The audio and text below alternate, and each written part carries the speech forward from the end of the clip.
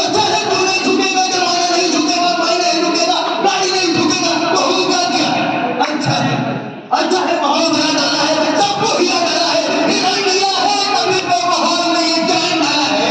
अच्छा है यार, इसमें बैंक बना है, इसके नीचे बैठा है, अच्छा बहुत अच्छा है।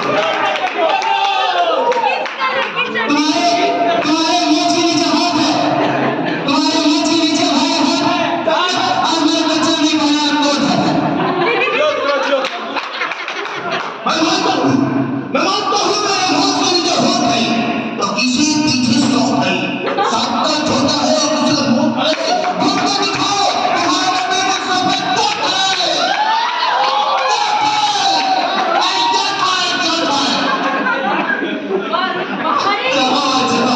शेखावत कहाँ गया?